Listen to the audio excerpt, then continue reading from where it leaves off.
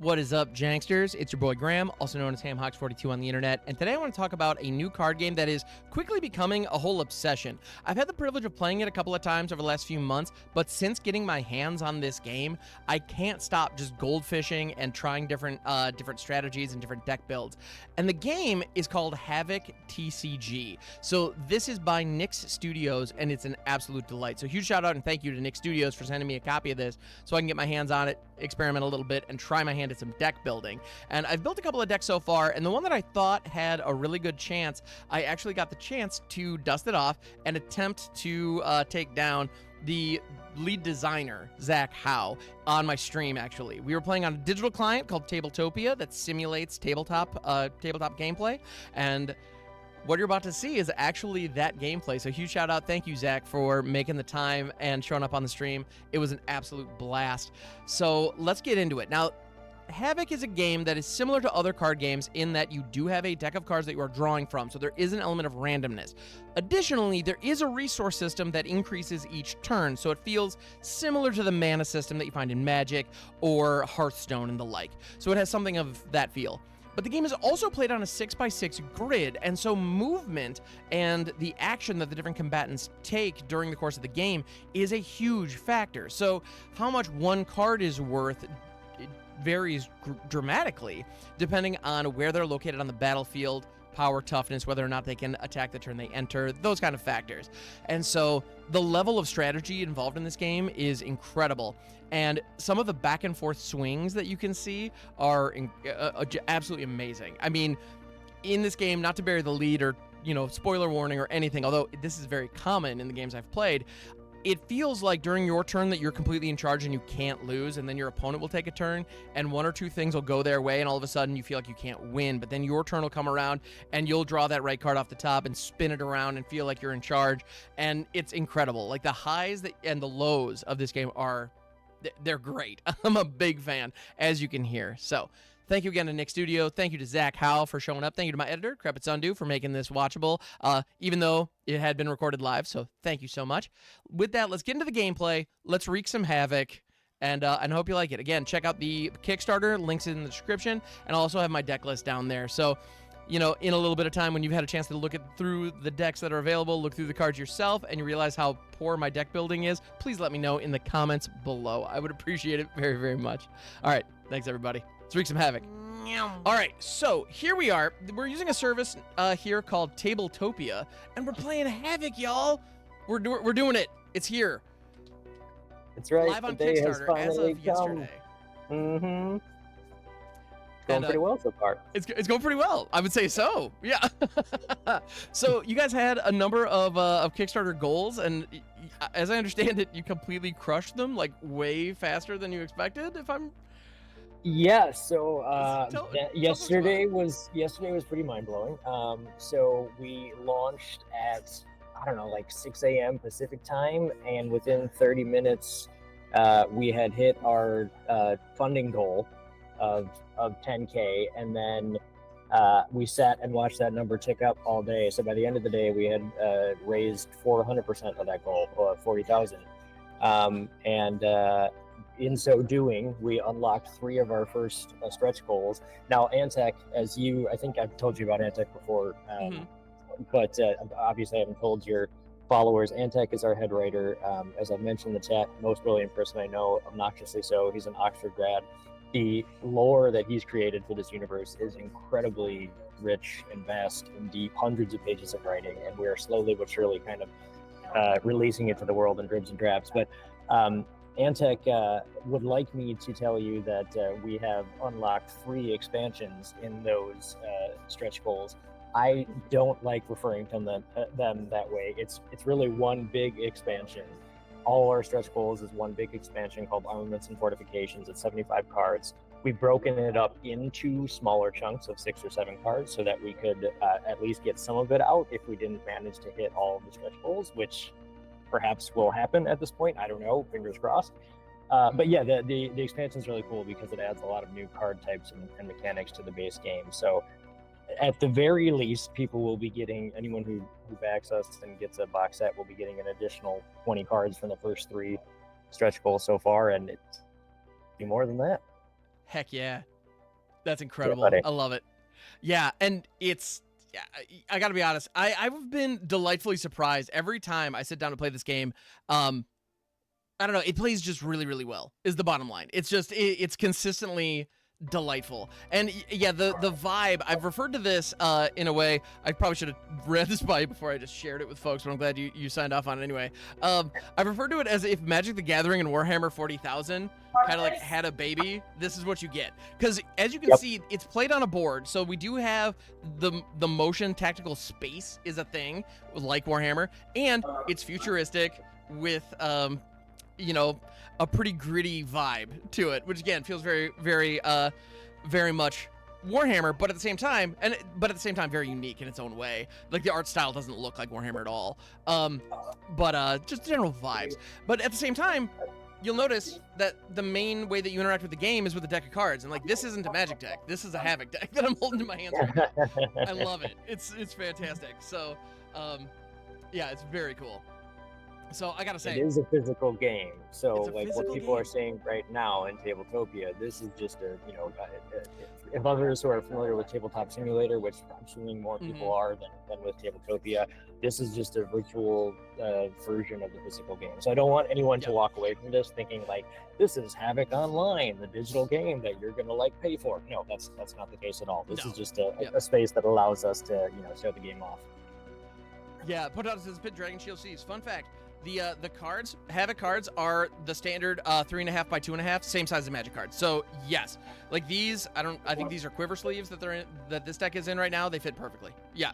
So all your standard TCG supplies, your deck boxes and everything. Yep, they fit. Yeah. Absolutely.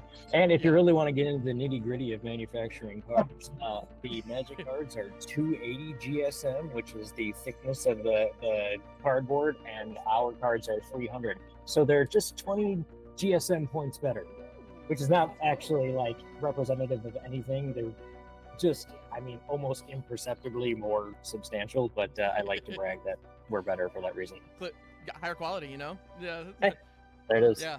And you know, now that I suppose that's, there is a noticeable, yeah. There you go. They feel good in the hand. It's true. All right. Awesome.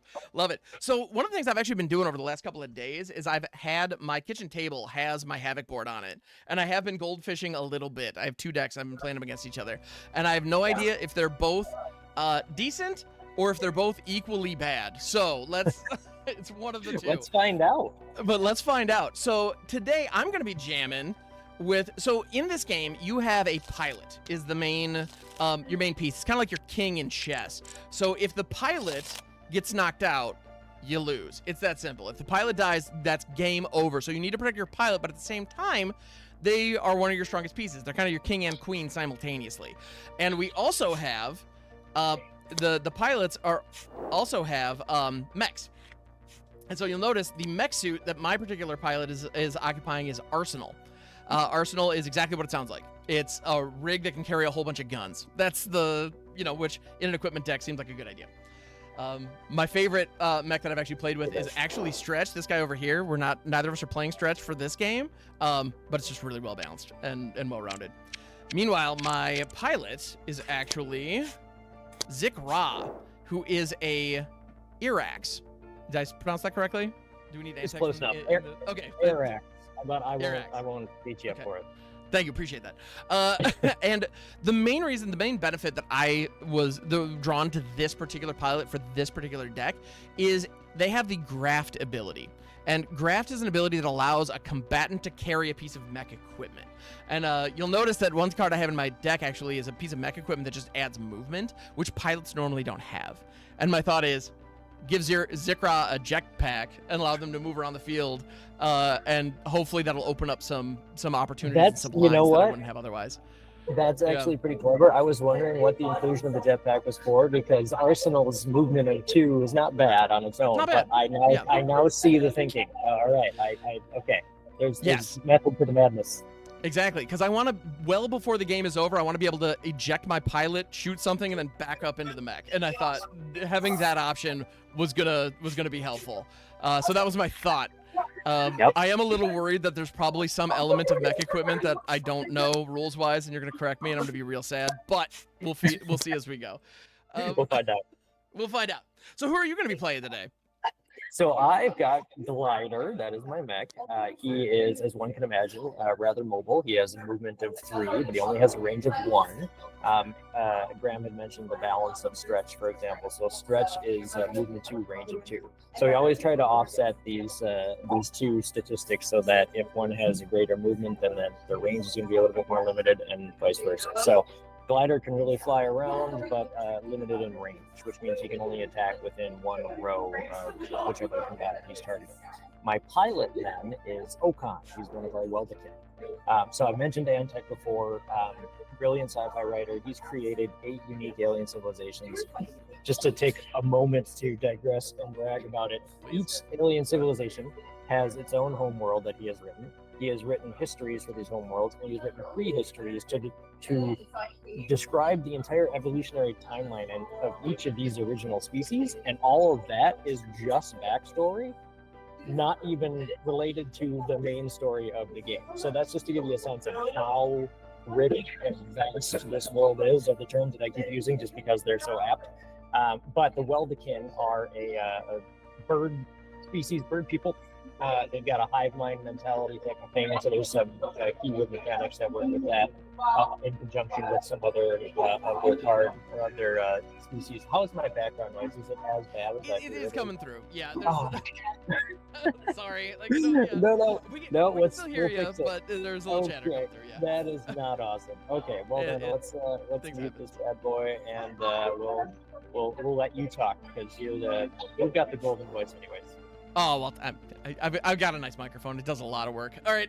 So, cool. So, yeah, so we're doing high mobility, and even your pilot flies, which all the pilots have zero movement. That's just kind of one of the game balance details. And it makes sense. They play well. Oh, sorry if I just tapped your pilot. Yep, I'm absolutely tapping your pilot. That I do not mean to. All right. I keep wanting to... The camera controls are slightly different than they are in Baldur's Gate, and it's throwing me off. That's all. All right. Anyway, so... Still getting used to the Tabletopia. I've only done this like, I don't know, 4 or 5 times. You'd think I would know by now. But anyway, so to start things off, we do have to decide who goes first, so we are going to be rolling for that. The other thing is, in this game, you'll notice when I do draw my hand, you're going to see these specific cards that we have access to. They do look similar to Magic cards in kind of the basic function. They have a cost, they have power, toughness, all that jazz. And the costs actually tick up every turn. Like, there are no lands per se. Everybody gets additional resources. I believe it's called Exa. Hopefully I'm getting that right. You are correct. I'm on the move in the hopes that I can get outside and find a spot that's a little quieter. How's my background noise now? All good. Okay, good. We're not hearing any wind or anything. I think we're good. Stuff inside. Great. Okay, cool. Yes, Exa. Exa is our mana. Yes. So Exa is similar to mana, and there are reactors that operate as the colors, but they operate independently. So if you have a color that requires a certain reactor to be online, it has to be present on the battlefield, and you have to have enough Exa. The reactors do not give you Exa. So they operate independently of one another. Again, unlike the Magic mana system. So, all right. So I see you rolled a 1, which I really hope I can beat. No, I'm sorry. I didn't actually roll yet. I just you haven't rolled yet. So I'll go ahead and roll. Go ahead, by all means. I rolled a 1. Hey, look at that. You did roll a 1. Hey, you know what? Okay, You're cool. I really hope I can beat that.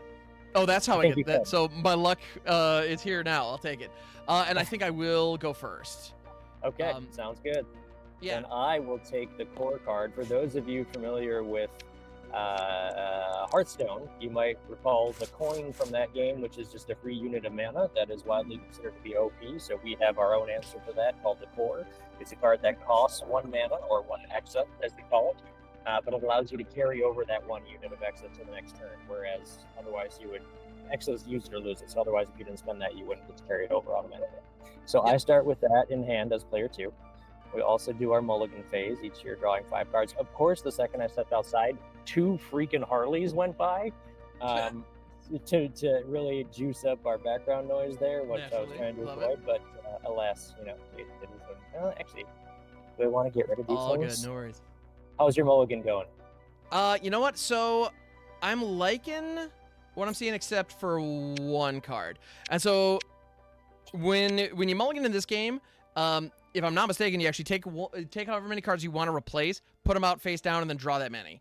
And so I'm gonna go ahead and put one down, draw one to replace it, and I'm cool with that. And now I have to shuffle that back into my deck. Boom. All right. Excellent. Also, I'm thinking camera-wise, I'm gonna put you above me, actually. I think that's gonna allow people to see the board a little more cleanly, because you were blocking a little bit of my hand previously. So there we go. Just moving things around a little bit. How are we looking now? I think we're good.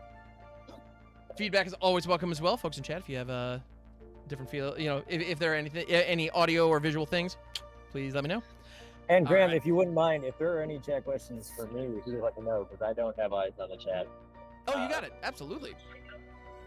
I most certainly do. So yes, if there are any questions, and by the way, folks out there, feel free to throw out any questions related to this game. Not only just with the plays, and not just laughing at me when I inevitably punt, because that's just been the story of the day today.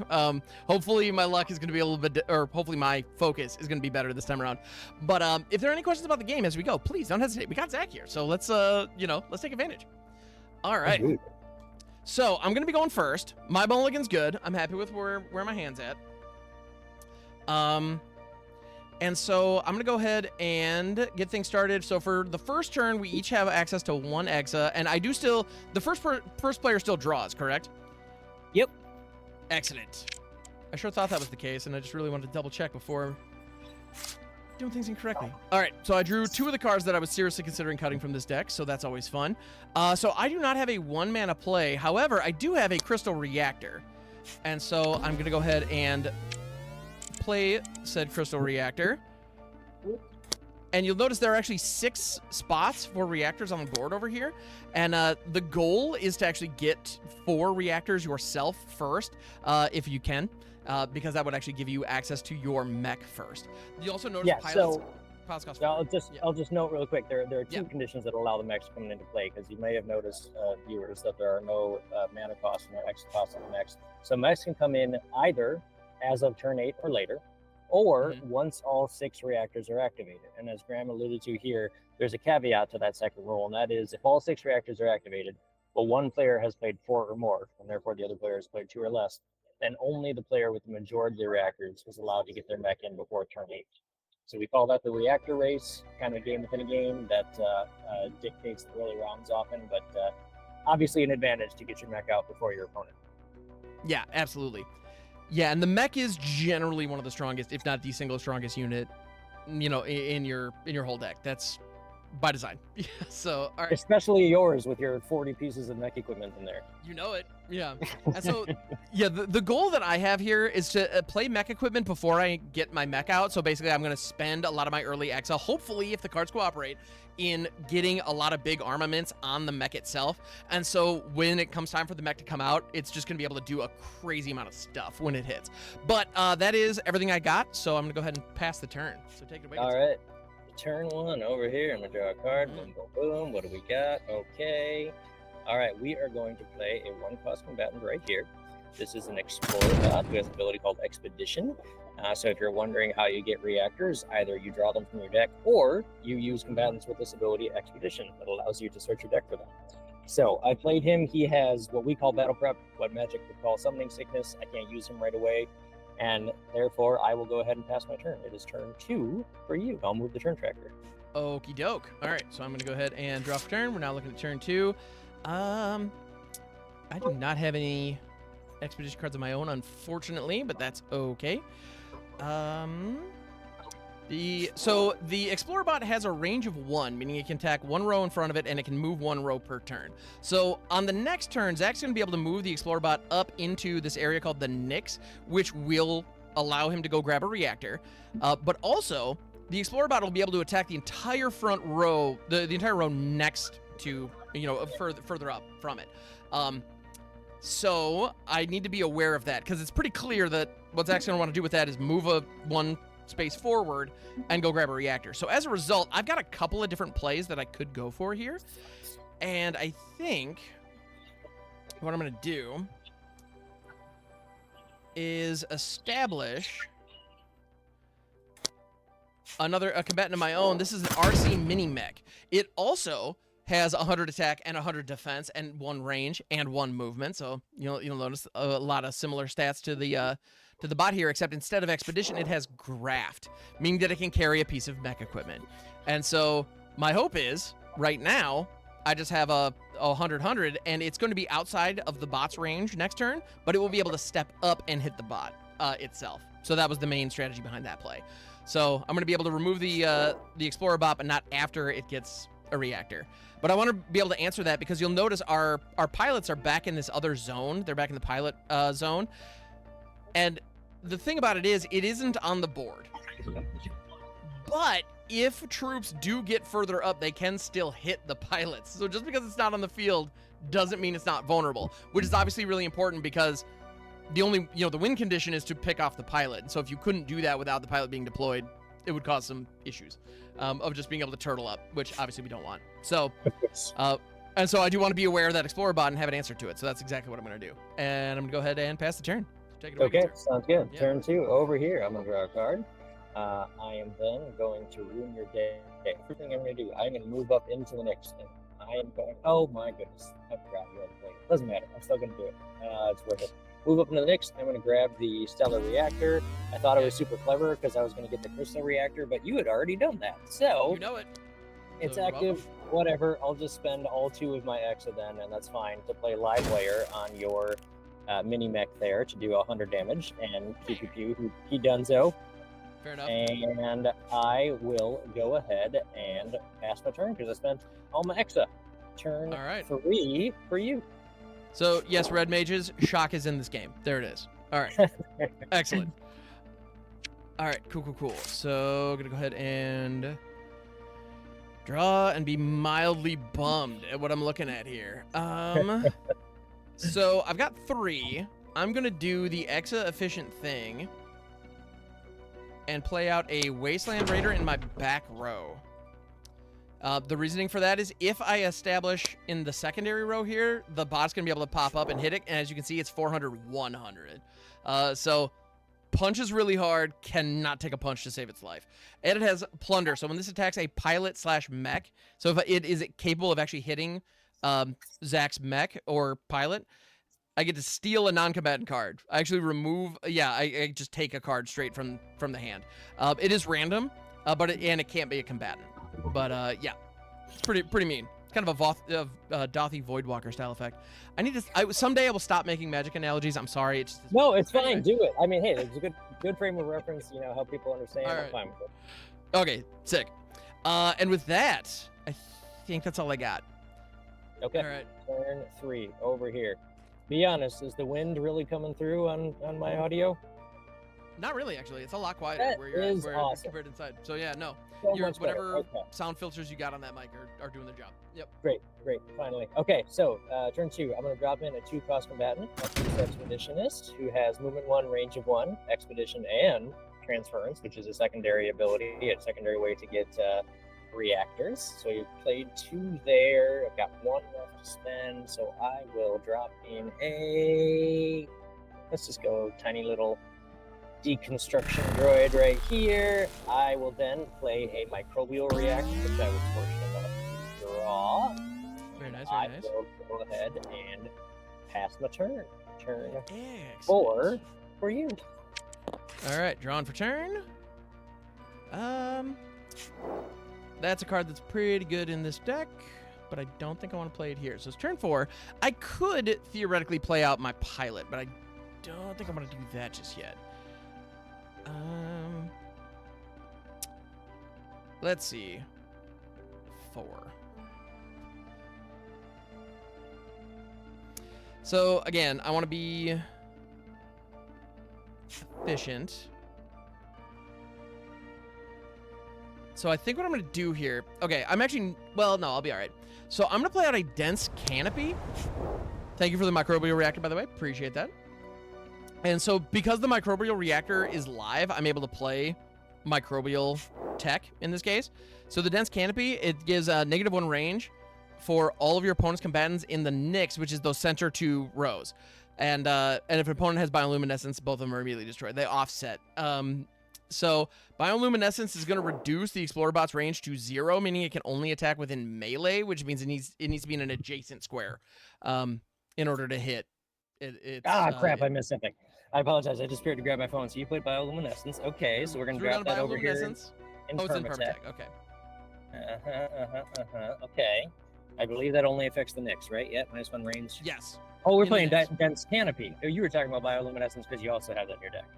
Yes. Dense Canopy. Oh, sorry, Dense Canopy. Yes, so Dense Canopy. So your stuff is...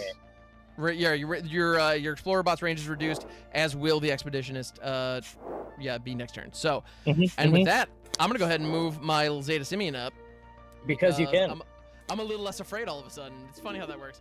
All right. And then I still have 1 Exa remaining, so I'm going to play out...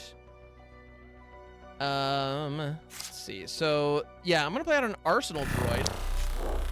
It's a 100-100, doesn't move, but it has a range of 1, and it also has Graft, meaning it can pick up mech equipment.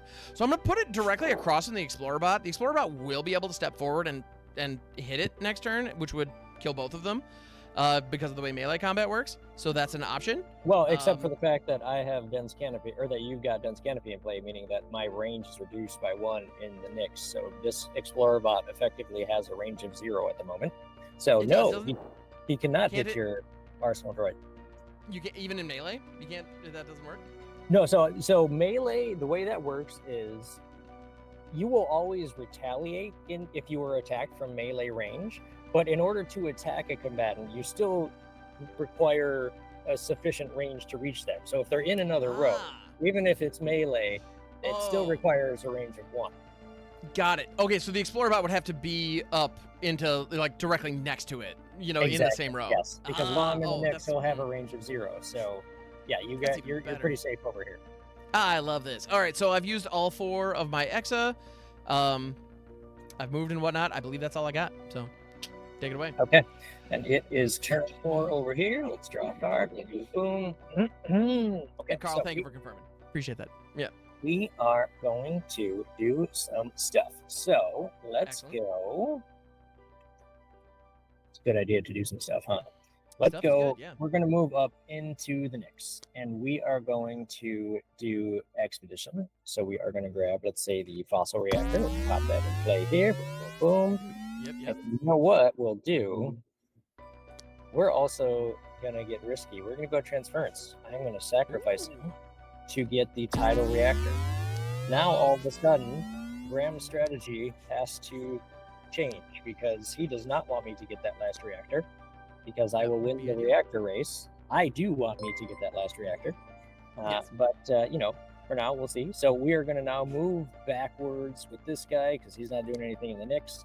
I am going to spend all 4 of my Exa to drop in a Narki Welvikin, third person, who has a movement 1, range of 2, and then I'm going to go ahead and pass to you. Turn 5 for you, good sir. All right, sounds good. Hey, Anamar, thank you so much for that raid. Good morning, welcome, or good afternoon, I should say. How are we doing, everybody? You'll notice we're not playing Magic today. We're actually playing Havoc, which is a new TCG that just launched on Kickstarter. You can back it now. Get your copies. It's awesome. And we're actually, you'll notice this fine-looking gentleman above me here is actually Zack Howe, the lead designer. So if you're wondering, hey, why is this guy so much better at this game than Ham is? Like, he freaking made it. So that helps. All right. It is a little bit of an unfair advantage. I'll give you that. All right, cool. So it is my turn. I'm going to go ahead and draw my card. Ooh, that's one of my favorite cards. And just because I said that, you might know what I'm talking about. And that was a Tidal Reactor you just put in. Excellent. So now I have a guess what you're talking about. Okay, I mean, go ahead. perhaps. All right, so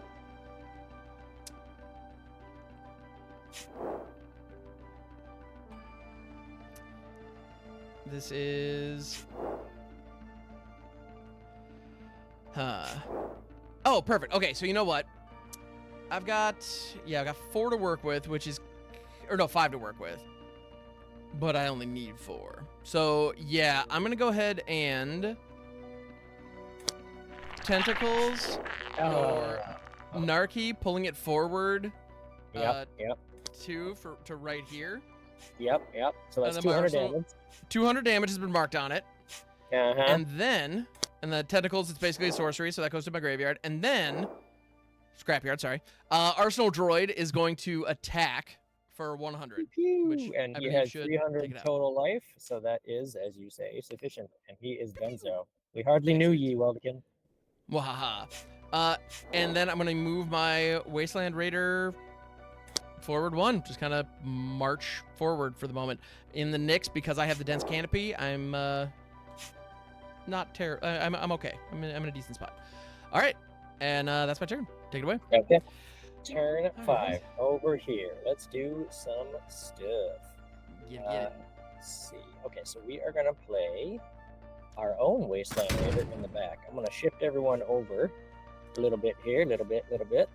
Okay. I'm still going to spend 1 to play the core. So on my next turn, I will have an extra unit of Exa. So that will give me 7 to spend on turn 6.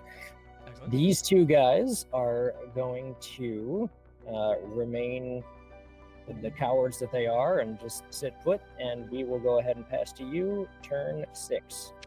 All right. Okay. So we got turn 6. I've got 6 Exa to work with. Now, I could be a little risky here. Now, can you only have 1 piece of permatech at a time? Nope. Okay. Excellent. For you, that is excellent. For me, it is less so. But Yeah, I'm pretty stoked on it, actually. we'll persevere. All right, so we still have 2 more turns before mechs are available. But at the same time, we do need to pay for our pilots, regardless whether or not the mech comes with them. So I've got 6 to work with, and I do want to be efficient here, like I do. Now, if my Plunderer were to move forward and hit your Explorer bot, that is, because you're no longer in the Nyx, that's melee, correct? There's no way for me to avoid that? Yeah, so it would be melee regardless. So even if I were in the Nyx, despite the fact that I would still have range limited to 0, the range of attack is ignored when you are retaliating from melee. So all that is to say, regardless of how you attack my Explorer bot from melee range, yes, you will take damage in return. Okay. Yeah, because my Plunderer here or my Raider is on the edge like this, there's really no way for me to move it so that it would be outside of melee range. Living on the edge. Exactly. Sorry, You're good. No worries. By the way, there's a question in chat. Wilker asks, Zach, I'm curious what your release plan for future sets is like. Are you planning to do booster packs, or is the plan to do something akin to Star Realms where you can buy the whole expansion decks? Yep, great question. So we are following the LCG model. So the same model that we're following for the Kickstarter itself, where we have 3 box sets of varying sizes, the different tiers. So just to give you a sense, in the base set of Havoc, there are 200 unique cards. Our smallest box set, our starter set, has 125 total cards. So obviously not all of the unique cards in the base set. Core set has just about 200 cards. So just missing a few of the cards, we can keep the legends out of there. And then the Nyx Walker set, the largest box set, has almost 400 cards because it has 2 copies of every card, and it supports a 2 versus 2 format. So we're going to follow that same model where we release things in entire sets, so LCG model, living card game. So all of our future expansions will do that too. Now the digital format of the game, and we'll start development on that in the coming months. That one will function more like any other digital card game that you're familiar with. Obviously, you guys are familiar with, at the very least, Magic. So in that regards, that the digital version will be a bit more like a TCG, but yeah, physical will remain the LCG model. Excellent. Very cool. Thank you. Yeah, of course. All right. So it's my turn. I've got 6. I should probably do stuff with that, huh? So I'm going to go ahead and... I mean, fair. All right. Well, then in that case, by all means. No. All right. So I'm going to go ahead and throw down a bioluminescence because I can. Yep. And so now all my units in the Nyx have increased range. So I have +1 range to all my units in the Nyx and -1 range to all of your units in the Nyx. So I want Nyx just dominance in the middle of the board here. That's my goal. And you've got it. At the moment, it's looking good. So I'm gonna here's the other cool thing. So I've spent 3 of my 6 X at this turn. 6. I don't know why I did. Anyway, whatever. I'm just making weird hand gestures over here. So I've spent 3 of it. Now you'll notice I'm actually going to, because my Wasteland Raider now has a range of 2 and a movement of 1. I have not moved or attacked with it yet, and so I'm gonna choose to take an action take an action step with a Wasteland Raider. Fun fact, you can do this independently with all your combatants. So there isn't a dedicated phase like there is in Magic, right? Like, okay, here's your one attack, go. It's not like that. Each unit can operate independently and move and attack separately, which can create some really weird sequencing puzzles, which is delightful because that's where the strategy of the game comes in, right? That's right. It adds some cool depth. And so, as a result, I'm going to go ahead and accept that this Wasteland Raider is probably donezo, but I'm going to move it forward. And you can move forward at a diagonal, correct? Or am I tripping? You sure? Yep, you sure can. Heck yeah. So, moving up 1, and now its range is 2 because of the permatech that I threw down. So, I'm going to go ahead and have it deal its damage to your Wasteland Raider who's in the back there. That'll do it. And so... That's 400 attack that I just took off the board, which I feel pretty good about. And this Raider is now in a position where the Explorer bot is gonna, they're gonna kill, they're gonna take each other out in their current position. So, hooray! And then with my remaining Exa, I'm gonna go ahead and throw down a Cybernetic Kartog, who's living on the other edge, of course, because that's just how I'm doing this. And then I'm going to go ahead and play a Jetpack. Now, nice. So here it is. We were talking about this card earlier. This Jetpack gives a piece of mech equipment, and it gives +2 movement. Now, my mech's movement's not bad, right? The board is 6 deep. It can move 2 per turn. That's fine. However, my pilot has 0, and my pilot has the graft ability. So here's the thing about what you're, I think, attempting to do right now. If you are trying to equip that to your pilot at the moment, you actually technically cannot do so. So your pilot is inside your mech at the moment. They would have to be available to be targeted, which they are not when they are inside the mech.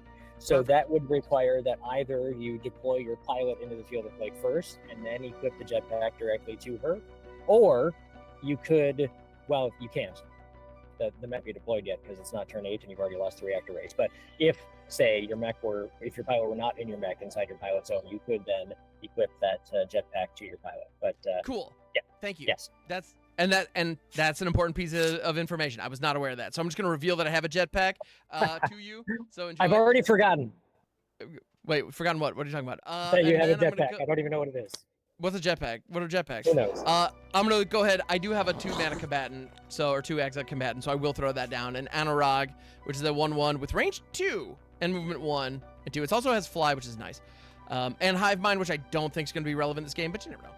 So, all right. And that is my turn. Okay.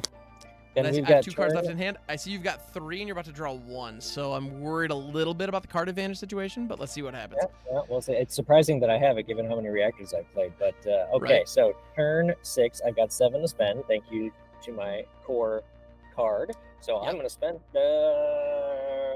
wrong card. I am going to spend it. Oops, come on, get out of here. On this gal right here, Faya. The Sentinel. She is our legend. She is one of our legends, I should say. She is our poster child. You've seen her. If you've seen any of our marketing materials, you've almost certainly seen Faya. She's on the very top of the Kickstarter page. So I'm going to play Faya right there. She's all 7 of my Exa, but I think it's worth it. My Deconstruction Droid, with its range 1, 100 attack, is going to take out your Wasteland Raider, because my Deconstruction Droid range is not limited by the dense canopy, since it is not currently in the Nyx. And then my Explorer bot will just stay put, because what's he going to do up there in the Nyx? And we will go ahead and pass turn 7 for you. Excellent. Can confirm poster child, literally on the box. Just saying. Yes, she is. Which, by the way, amazing artwork. Lovely. Big fan. Anyway. All right. And actually, if I'm not mistaken, that's Arsenal she's facing. So it's actually the mech that I'm playing. It is. It is. So it's funny because there was a lot of tension between Antec and I about this, because from the world designer Antec versus the game designer Zack, Faya is not a pilot. She is not supposed to go in a mech. But Antec was like, well, in the story she is, so she goes with Arsenal. So we battled about that, and he clearly won. So it's okay. That's fine. Okay. So, but wait. Also, in the story, she does pilot a mech. So maybe in a future expansion, we will see Fea as a pilot. So the reason why Fea is automatically destroyed by Baramata, as you can see in her reminder text there, is because her story is that she actually does patrol the Nyx in a mech until she one day comes across a Varamaton that surprises her popping out of an abyss and destroys her mech and takes her legs. So the reason why you see Fea in like our trailer, for example, with bionic legs is because she was almost killed by a Varamaton, but barely escaped with her life. That's intense. Yeah, sure is. Well, did I not pass? I apologize. Turn 8 for you. No, you absolutely did. I was just fascinated at this idea and just thinking through that. All right, so the time has come. So Fea has 800 toughness. That is a fair amount. Is there anything I can do that can deal enough damage? Because if she moves forward, her range is going to be reduced because of my dense canopy, so that's nice. So you wouldn't be able to hit my back row, which would be cool, if I may say. I like that idea. And at this point, if all of the reactors are live, you get to play your mech, correct? Yeah, so turn 7, I would still, if that geothermal reactor came out, I would be able to get my mech out on turn 7. That said, turn 8, we're going to be able to get the mechs out regardless. Yeah. But that one turn, I think, makes a difference. So it does. It does. Yeah. Fair point. So here's what I'm going to do. My very first thing I'm going to do before I have spent any mechs or anything, I'm going to use my cybernetic card tog, move up 1, get expedition, and I'm going to grab a reactor, but honestly, I would rather not grab the geothermal. I would rather grab one of the ones we already have online.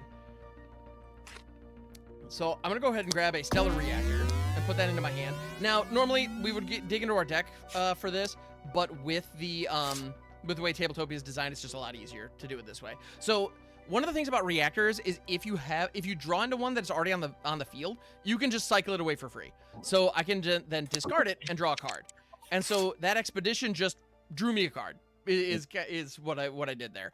And then my other action, which I think I'm supposed to do before I cycle the reactor. Apologies. I will put 100 damage on. Actually, do I want to hit Fea or do I want to get rid of the other one of your bots? You tell me. Oh, that's a good. Man, get rid of your. I could pop your Explorer bot here. I gotta be honest though, piling damage on top of Fea is interesting, but I think I do want to get rid of your Explorer bot. All right, fair enough. I believe that's what's referred to as action economy. That's what I'm worried about at the moment. I've been making Magic references this whole time. Let's get some D&D in here. All right, so nice. There's that. I'm then gonna go ahead and I'm gonna also Arsenal Droid not having motion is kind of a bummer. But I think I'm gonna move Anurag up, and I could pop your deconstruction droid, but I'm honestly not that worried about it at this point. The deconstruction ability, once per turn, this unit may destroy an adjacent live card's equipment in addition to attack. That ability being able to destroy mech equipment is terrifying later in the game for me. But with this being an immobile combatant, theoretically I can move around it and it won't be an issue. But you know, there's crowd control, motion control kind of cards, so that could be an issue. So yeah, I'm gonna go ahead and put damage on Freya here, or on Fea with this. So yeah, I'm gonna hit Fea for 100, and then I still have 7 to work with. I'm gonna go ahead and do I play out my pilot here is the question. So the pilot would have battle prep, which Correct. is the thing. Oh, you know what? Yes, actually, I think I absolutely will. So I'm gonna spend 4 of my 7 and put Zekra in my back row. because I'm a turn away from the mech. So she's exposed right now, which may or may not be a problem. But I think and hope I'm going to be okay. The dense canopy is going to prevent Fea from hitting her directly, assuming that that's still relevant come Zach's turn, which who knows? We'll see. I'm then going to go ahead and throw out the Redisc Connector Droid, which has 0 motion, 1 movement, the ability to graft. It also has stealth, which means it can't be targeted until it attacks 1 time, which is great. I love stealth, by the way. Really powerful stuff. And then graft, where I can equip 1 piece of equipment to it. So I have a lot of things with graft, definitely more than mech equipment at the moment, as you can see. So I've attacked, I've moved, no combatants I have out here can go, and I've used all 7. So that is my turn. Take it away, guys. Okay. Here we are, turn 7 over here. See what happens. Well, that doesn't do me all that much good. Okay. Weird hand and situation writ large. Okay, we're gonna go ecologist here for 2. We're gonna go damn you, bus. Alright, sorry for the background noise. We're gonna go arsenal droid here for some parity with you. We are gonna then even more parity. We're gonna drop in our pilot for 4. So I believe I have spent precisely 7 extra on this turn. We are now going to have Fea. Let's see. Range of 3. Who do we want to take out? Let's go pew pew pew, take out your Anurag with her. And then maybe we just run away a little bit so she stops getting beat up. And fair. Then I think we will go ahead and pass our turn 8 for you. So here we are. The time has come. Indeed. All right, so turn 8. And so even though all the reactors aren't out, we've reached the point where mechs are in play, right? Again, check me on that if I'm talking out of school. You are absolutely correct. Yep. And so one thing to note about what you can do on this turn, because you deployed Zika last time, she has an attack and movement, and then you can deploy your mech for free on top of her, which will be subject to battle prep, but Zekra is not subject to battle prep. So sequence these things wisely. Excellent. Well, and I'm going to do exactly that. So the time has come to jetpack on Zekra. There it is. I know, it's crazy, right? If only you could have seen this coming. And then I'm going to go ahead and... Actually, can I stack them on top of each other? And yeah, you can do it that way. And then just, you can select both by holding shift and drawing a square over them. Or you can just do it like that. Yeah, and so I'm able to move up 2. And now that we're in the Nyx, I have we have the boost of range because of the bioluminescence. Sure do. And so as a result, she's got a range of 3. Yep. And 300 attack, which is pretty rad. So I could put damage on Fea here, which I feel like is probably correct. So I'm going to add another 300 damage onto Fea. All right. So there's... As one does. Yeah. And then I am, in fact, going to equip, deploy Arsenal. So I've used 2 of my 8 Exa here. And then I'm also going to move some stuff around. So I'm going to... He does not have movement. Oh, you're right. Droid does not have movement. But I want them to. All right. I need to draw some equipment. Like, there is unfortunately a limit on how much mech equipment you can have in your deck. Otherwise, I would have like literally twice as much. Because, yeah, I want all of it. I would have 1 of every single mech equipment in the deck, or in the box on this deck if I could. Which is probably why you don't let people. Anyway, so I'm gonna go ahead and Kartok has a range of 2 here. So the Kartok is going to go ahead and pick off your deconstruction droid. Sure. Yep. Deal 1 damage there. Fair enough. Yeah, and I have 1 card in my hand that is kind of useless, and which I'm definitely not loving. But sort of living with it. And I'm gonna go ahead and play a Diguan.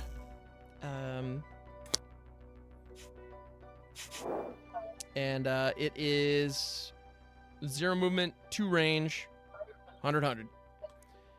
All right, so Faya still being over there and still being alive is definitely a bummer. 400 damage marked is a lot, but it's not enough. And I'm my troops are clearly not mobile enough. So that's something that I'm going to take note of for future iterations. For tuning as it was. But okay, so that's my turn, I guess. Okay. Yeah, my cards in hand are meaningful. So. All right, here we go. Here Turn we go. 8. Let's do this thing. All right, so first things first, we are going to move up into the Nyx. We are going to do Expedition, and we are going to grab the geothermal reactor. We are not going to play it, though, for reasons. And here's one of those reasons. We are going to play Frost Trap under your mech. So Frost Trap is a tech card that, the way tech cards work, they can be played in either the Nyx or your own base. The only limitation is you cannot play them in your opponent's base. They are the one exception to the rule that live cards are the only cards that remain in play. Tech traps remain in play. They essentially transform a space into a trap. So they can be played directly on a live card, such as Combatant or an Artifact. And so this one in particular has an immediate effect to debilitate his mech and pilot, as it were, because pilot is in there. Although you could still eject your pilot if you were so inclined.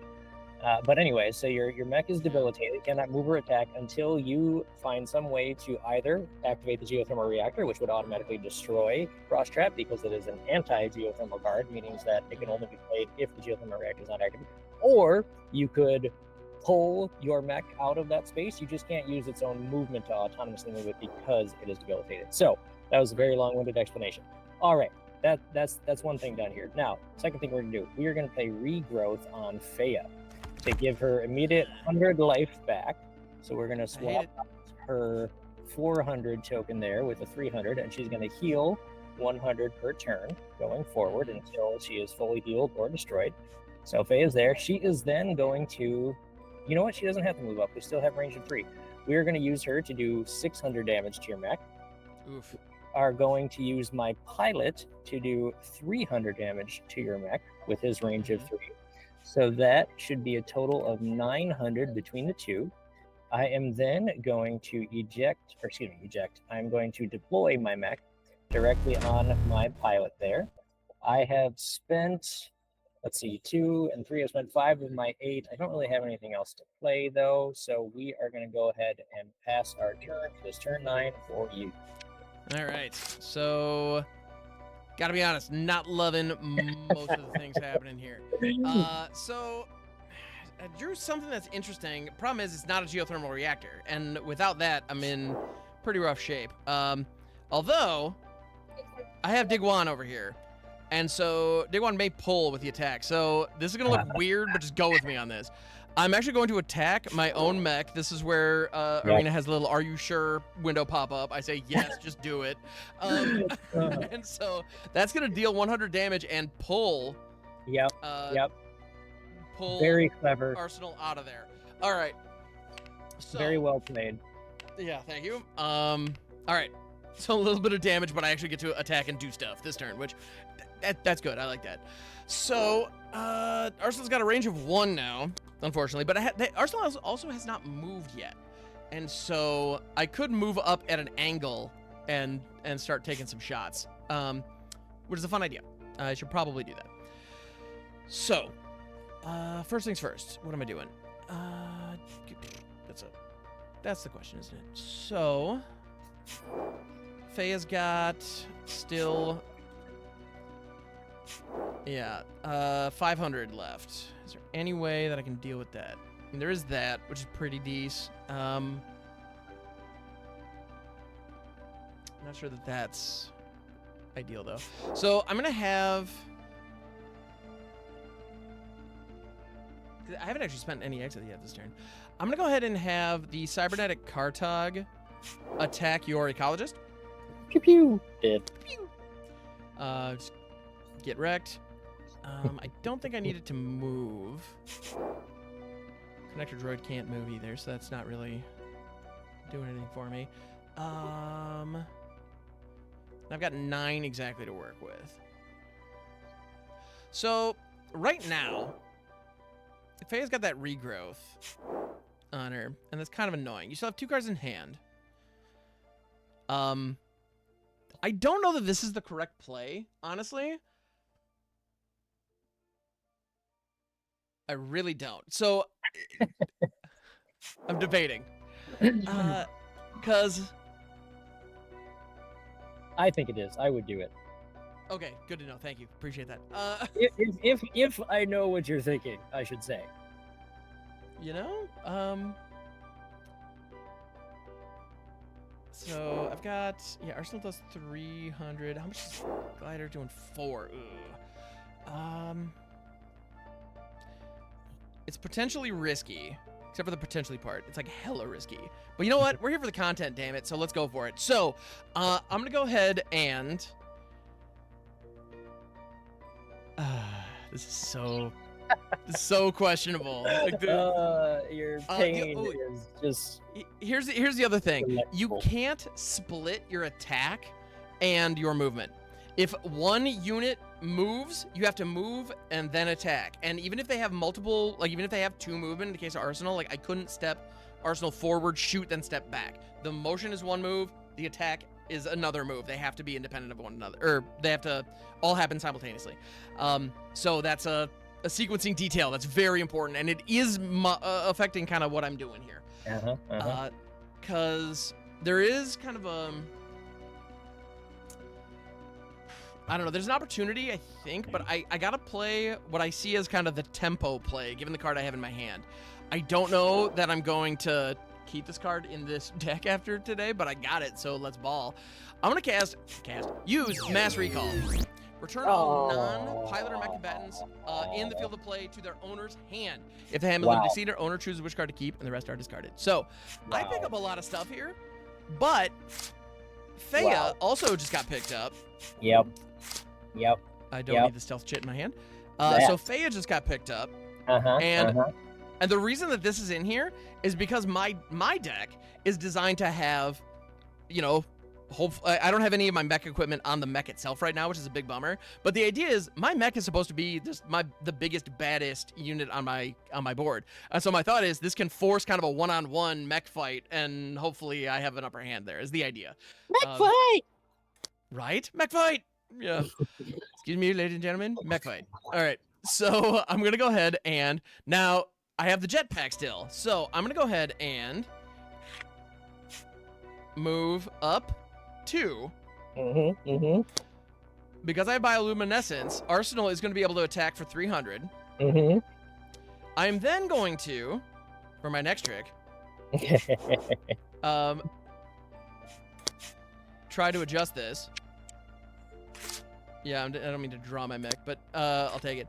I'm going to eject my pilot, which is a really cool move that cool people get to do while they're being cool. And so what that does is it actually shoots my pilot out in front of the mech, and I can land on any one of the spaces as long as I don't end up right here. I'm not in melee combat, so that's okay. And now Zekra is gonna go ahead and hit Glider for another 3. Boom. There it is. And now, following that attack, I'm gonna go ahead and was it shift click to grab everything? Well, you have to, so There hold shift, draw a square. You have to get it over both cards. You know what the easier way, there you go. I was going to say maybe put your mech on top first and then do it, but that works too. Yeah, and then... So normally, the reason, for those watching, the reason why pilots have 0 movement is specifically for this reason, because when you choose to eject them, generally speaking, you are making a pretty risky move. You're putting in an offer to get an additional combatant, but they are stranded. However, if you have Zekra, who has a jetpack on, then no problems. You just jump right back into the mech and easy peasy. Exactly. So I spent 2 Exa earlier and a card in order to do that move. Yes. But that's what you get. Worth it. Worth it. I feel like that's pretty clever. So I basically gave my mech a second attack every turn because of that jetpack. So that's pretty good. I'm not gonna lie. I'm happy with this. And what is the maximum? Is there a maximum hand size of 5, or is it? Nope, maximum hand size is actually 9. If you exceed it, then you can still play cards down below 10 before the end of your turn, but you're probably not at risk of running into that. No, Groovy. I just wanted to make sure because I have 6 now because I picked up a whole bunch of Board wipes. More board wipes.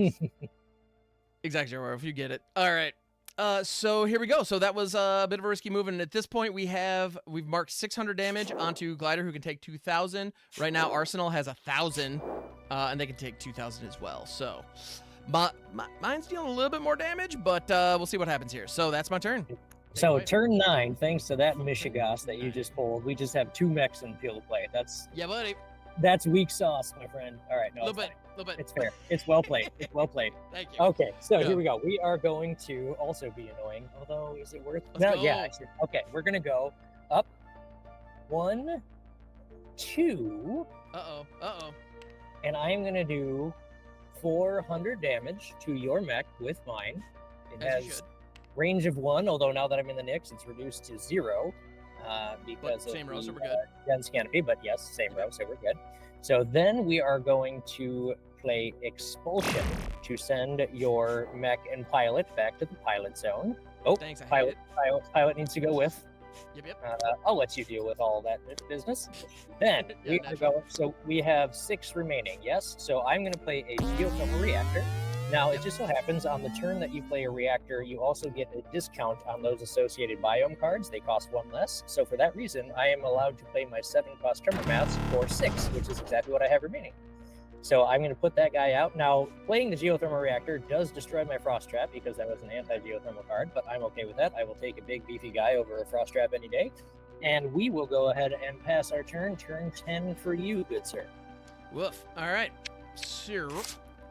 I had one really awesome turn, and now here we are. But hey, better to have an awesome turn once than to not at all, or however that expression goes. So I think that's I've got something like that, right? So we've now reached turn 10. Now you'll notice on the board, turn 10 has this fancy little symbol on it. Like turn 8 is when the mechs can show up, which is why it's marked there. Turn 10 also has this little this fancy little icon on it, because that is, once you get to turn 10, you actually have the option of spending half of your Exa and drawing a card.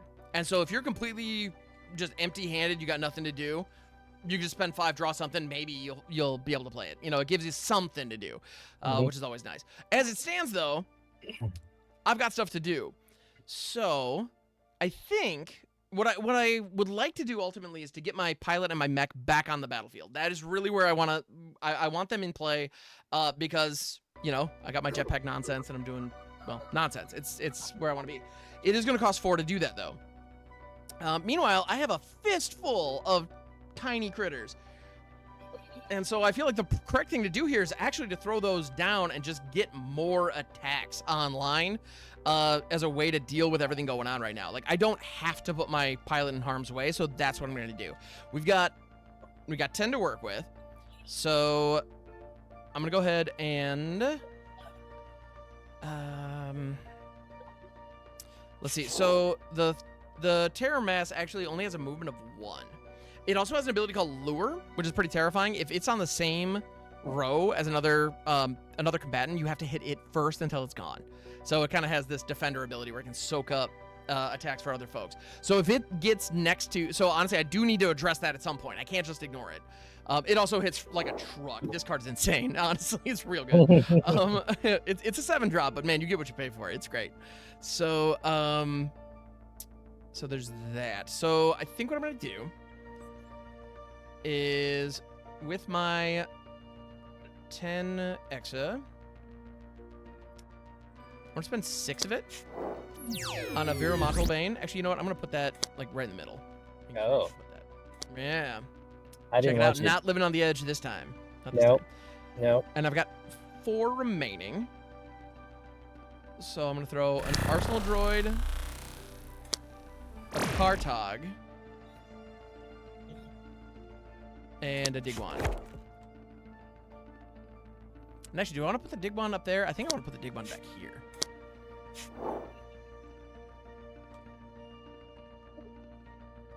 I think. Ooh, this is, so here's the question.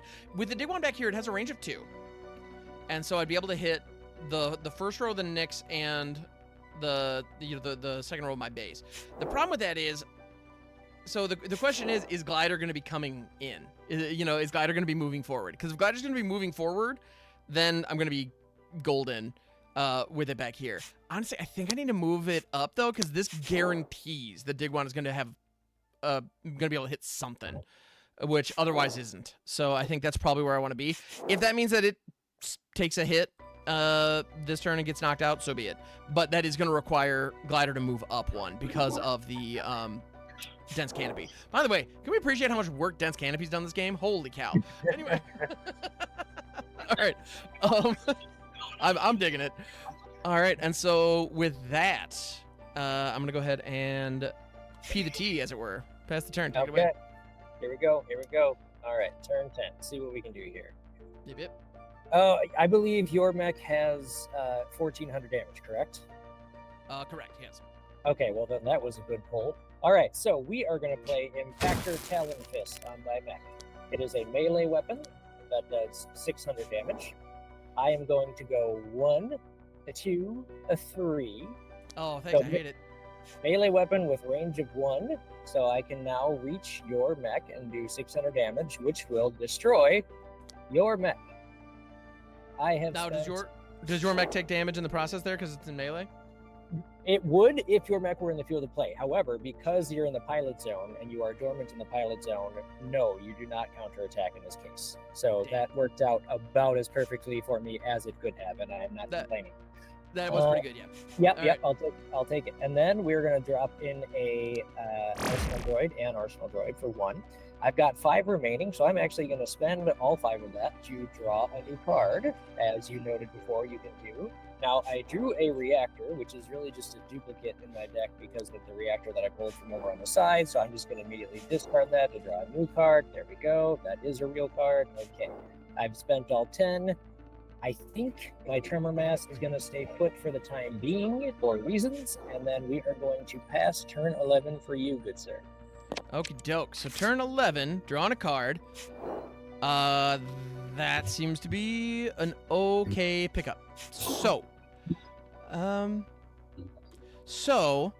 with Digwan's pull, would I be able to pull Glider back to this space here, or does it have to be directly backwards? Right, it's direct. It's within the column, so no, you would pull it, and it would ram into your Arsenal Droid. Unless you moved your Arsenal Droid over to the side, which you can do because they have movement 0 ability, so you can shift them. Oh, okay, cool.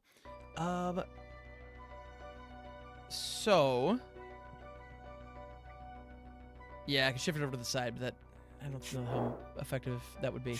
So, first things first, I'm going to have the Cybernetic Cartog hit Glider for 1, just all right. Slap back, and then I'm going to go ahead and move forward and go grab a reactor. One of them. I think I still have the microbial in my deck, so I'm just going to grab that. Cycle it, draw a card. And of course, I drew the microbial reactor. Cycle that as well. All right, tight. So I've got 11 to work with here. Seems like a lot. And you've got 700 damage on your mech right now. And the cost to draw a new card is 5 because it's half rounded down, in case that was part of your plan. I appreciate that call out. I think I'm good on that front for the moment. I think. Could be wrong. Often am. All right. So I am going to go ahead and shift. Well, no. Yeah. I need to do some math real quick, and it hurts my brain. So, I'm gonna go ahead and play out a thermal laser grafted to my Arsenal Droid.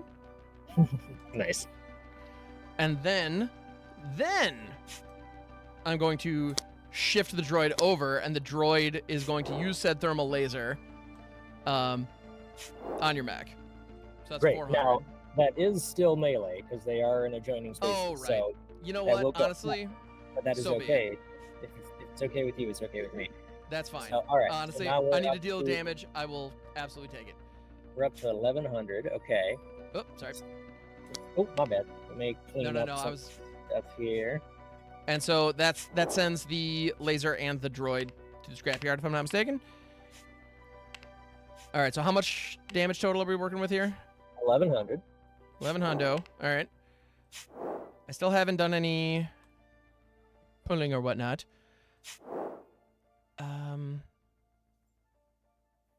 So Viromatal Bane could actually shift sideways or even move up. Sure can. And then attack back for 500. So that's another... and I've got 7 Exa to work with still. So it's 16.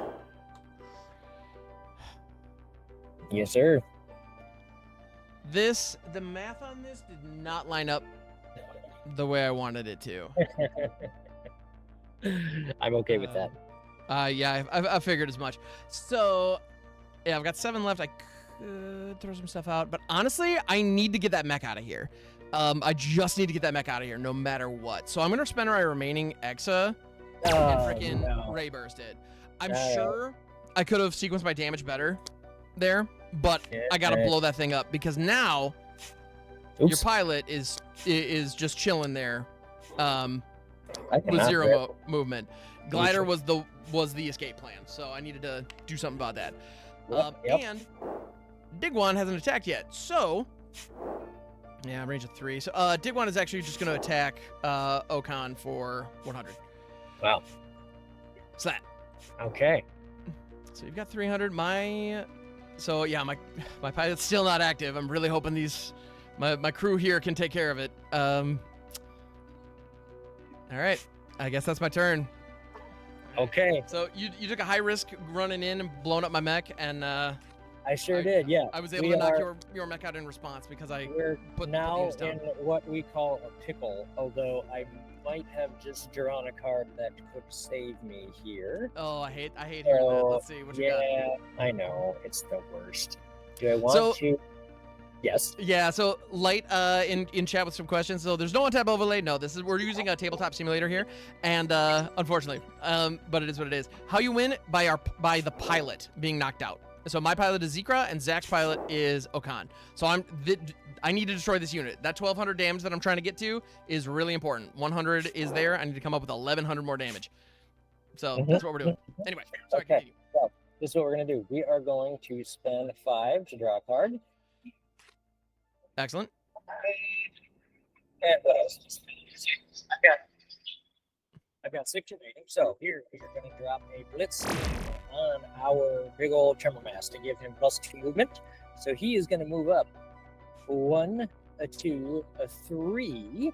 Oh, this is not good. I am going to take out the Barometal Bane. Yeah, that makes sense. Like so. I've got 4 left to spend, and I will spend it on a Metreon Saguar. I'll drop him right there. My pilot will tack 300 damage on your pilot in the pilot zone over there. Yep. And then I will pass. Turn 12 for you. All right. I need something akin to a miracle. And unfortunately... The Blitz team was the miracle that I needed, which I top decked. So yeah, no complaints. Well done. No, not well done. That was complete luck. There was 0 skill involved. Hey, but you know what? That's okay. Rather be lucky than good, as they say. Exactly. So, honestly, that Tremor Mass represents... I mean, that's straight up lethal if there's nothing I can do here. So, I've got a lot of stuff in my hands. The problem is, with the Viramata Bane dying, it has Graft, which is really, really useful. And now, because I didn't draw any of my mech equipment earlier when it would have been useful, I'm finding them all now, and I don't have anything to attach them to. So that sucks. That's unfortunate. It's just kind of how it works. So, you're sitting right there. Right there. But if, and we're in a situation right now where if I can't address the Tremor Mass, I'm just dead. Like, because there's no position where I can deploy the pilot where the Tremor Mass won't be able to attack it at this point. And I don't have any cards in my hand that can deal with it. It's funny, I do have some equipment that would be amazing if I had something to graft it to. But I don't. So I think I need to spend half. So I spend 6 Exa and just draw a card, which hurts. Honestly, this isn't going to help me either. I'm gonna go on the move again. I'm gonna go plug in. Yeah. What's up? Plugging my computer inside. I'm on the move. Keep going. Do your thing. You got it. Well, the thing I'm about to do is just die, because I don't have a way to deal with the tremor mass. The tremor mass all up in my business like this is going to be a bit of a problem. So I could, you know, I guess my Digwan is going to attack the pilot and pull it back 1 row. And so that adds another 100 damage. Hey, Wrathbreath, thank you for the follow. Appreciate it. All right. And looks like we lost Zack. I'm sure he'll be back. All right. So yes, so the way that it works is power and toughness is similar to Magic. The top is power, bottom's toughness. Yep. And damage sticks around. There's no, you know, cleanup phase like there is in Magic where the damage gets removed. That doesn't happen. Yeah, and by the way, anybody who's joining us, this game is Havoc TCG. It's a brand new game that is now actually up on Kickstarter. And I'm really proud to say that, you know, I've been working with Zack a lot recently and chatting through. Here, I'm realizing my windows are all messed up now because Zack dropped offline. But yeah, so we're playing Zack. Hey, you know what? Even in Havoc, the opponent disconnecting is apparently an out. That was devastating timing. You can hear me now, yes? We got you. Yeah. Okay, I got to my seat, and like as I was plugging in my computer, like literally missed it by a second before the thing died. No worries. But here we are. It's all good. Well, I was just talking about how I do not have a single play in my hand or anything that can actually get me back into this game because of how well you've picked off my Graft troops. Because I'll tell you right now, I have the dynamic multi-cannon in my hand, which would be, if I had something to connect it to, could just mow down the tremor mass, and that would be freaking awesome, but alas. So, you know, I'm sitting with 5 Exa left. I can mobilize my pilot. It would die immediately the next turn. So I was just explaining how I have no outs. I'm gonna, you know, you absolutely have this game. So there's nothing I can do to get out of this mess that I find myself in.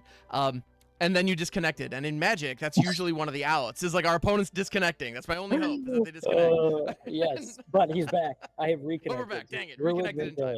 All right. Yeah, the rope didn't run out in time. But yeah, so with 5 Exa remaining, you know, so I did attack the pilot and I did pull him, you know, pull Okan back 1. But with the tremor mass being able to step forward, I don't have any way to prevent it from. You do not. From hitting. So if only you had like mass recall or something. I know, if only. You know, I stand by when I used it. For the record. No, it was fine. It was good use. It was good use. Yeah. So, you know, I'm gonna go ahead and throw down a reconstructor droid to just get in the way, and it's not even gonna stop it. And that's my turn. Take it away. So finish me off. Do what you must do. Turn 12, we'll draw a card, or we'll just skip it, and we'll move up and do 1,200 damage to do some serious overkill on Zekra. That'll do it. Yep. Game, my friend. Dude, good game. That was awesome. We had a lot of cool back and forths, man. This was fun. I dig it. So, I can't believe, like, round 9, we had just 2 mechs in the field of play. That was just nonsense. Yeah. Mass recall. That's what it's for, right? Yeah, that's true. It's true. But yeah, so I was really impressed actually with how Mass Recall played, and Dense Canopy did a shocking amount of work. Controlling the Nyx ended up being very useful in the mid game there.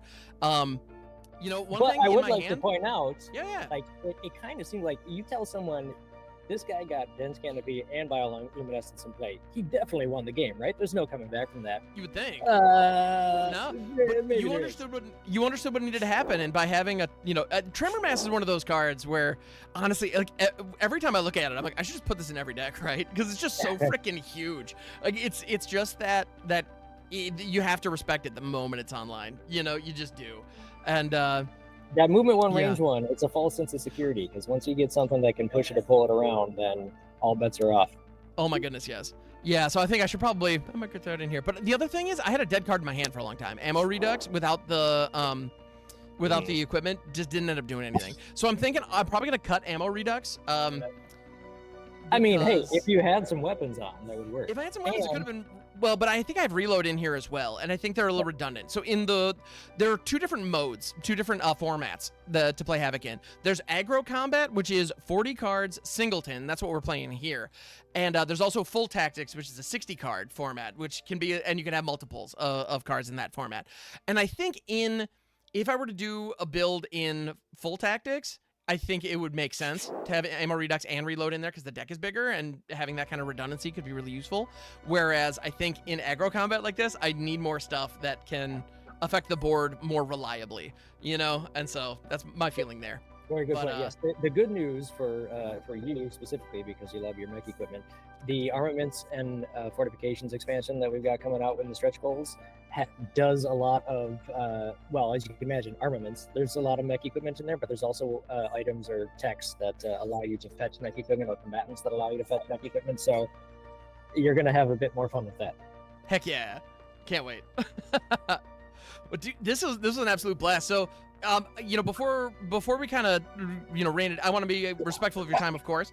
But so anybody out there in the chat, do you have any questions? Yeah, you Fuzi asking if we can do a best of 3, which I mean, I don't hate that idea, but I don't know that we have enough time, but I appreciate the thought. So Light, are there any colors? So the way that this works is not really, there are biomes that behave. That's the closest comparison that we have to the colors that we see in Magic. And the way that works is certain cards require you to have a certain biome online. So like I had Bioluminescence and Dense Canopy as permatech, and these require you to have the Microbial Reactor online. And so that's a resource that you have to find and get, you know, onto the board at some point prior to being able to play these. And the fun part about that is both players have an incentive to try to get the reactors online. And if the opponent gets the microbial reactor online and I have a microbial card in my hand, that lets me play it.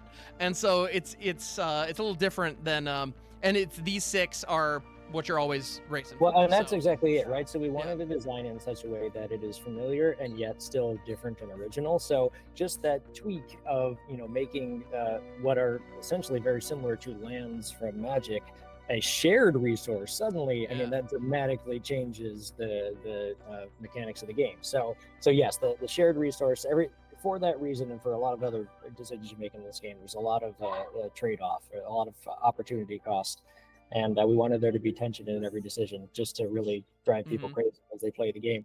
Light also asked, and perhaps you already addressed this, but they asked earlier in here, as I'm seeing in the chat, if the game ends at turn 20. It does not. I don't know if you addressed this already. I did not, so thank you. I missed that one. Yep. So I've never in my 3 years of playing this game gotten past turn 19. That only happened once. That said, if it does ever get past turn 20, that does not end the game. That just starts the turn tracker over. It was just a good balance of, you know, places to end the turn tracker there. But yeah, let me know the first time you hit 20, and I'll send you a T-shirt. Right? Yeah. No. Yeah. Exactly. If I ever see turn 20, it's funny. There is actually in the box there is one card that has cost 19, and I looked at that and like 18. You're daring me to try to make this work? 18. Yes. End of 18, cycle. sorry.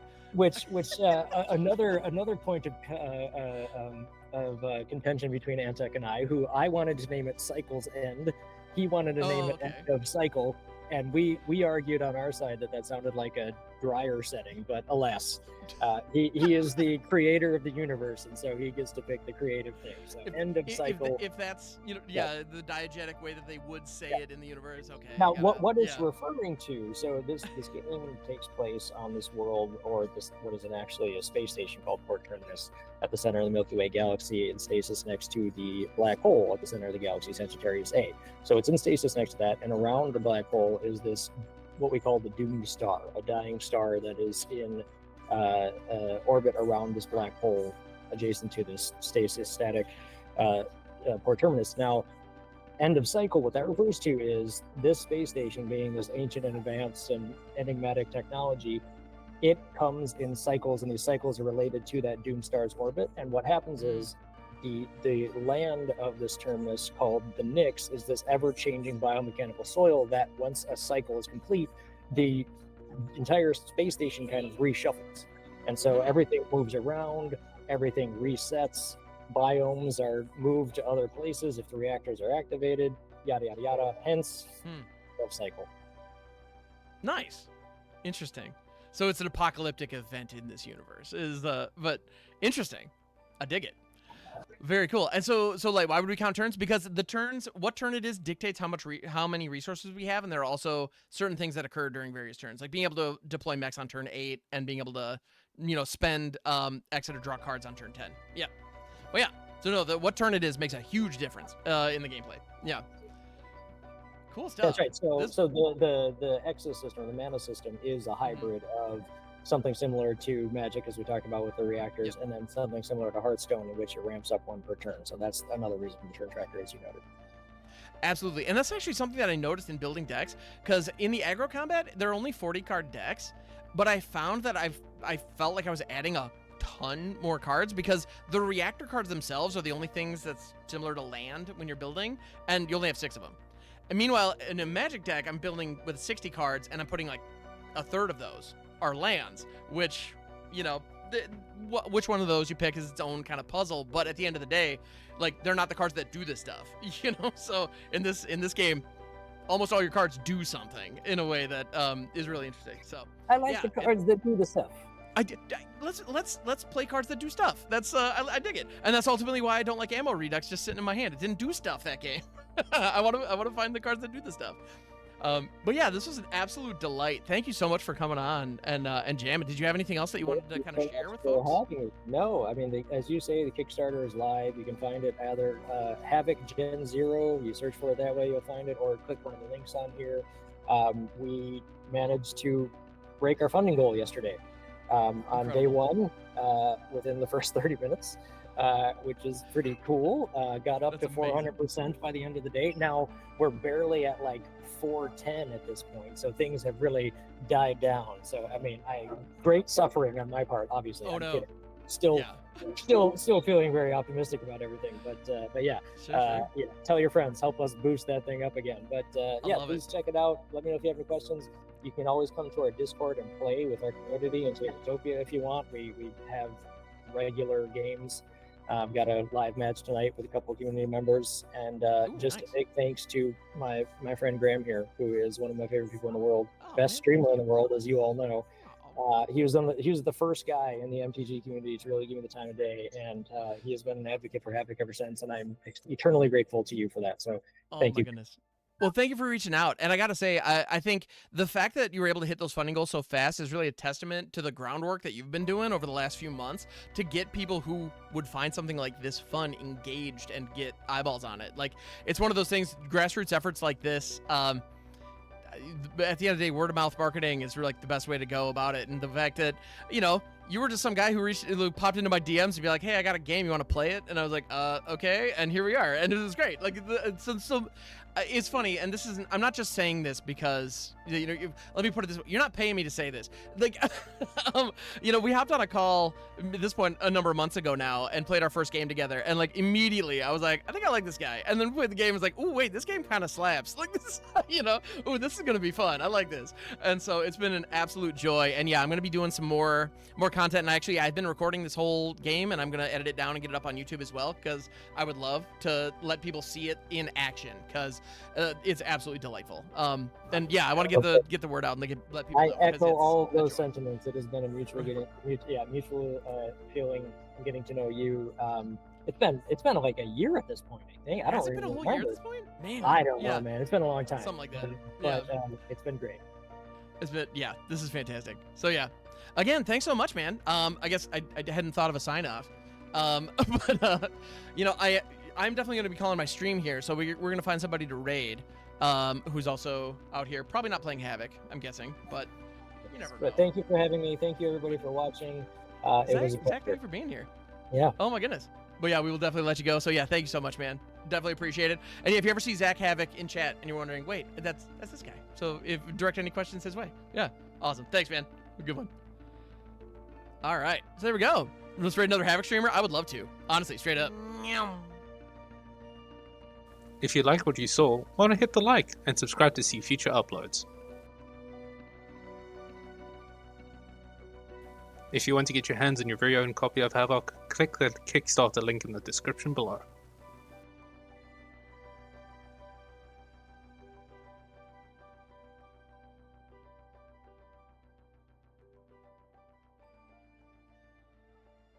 See you in the next pilots.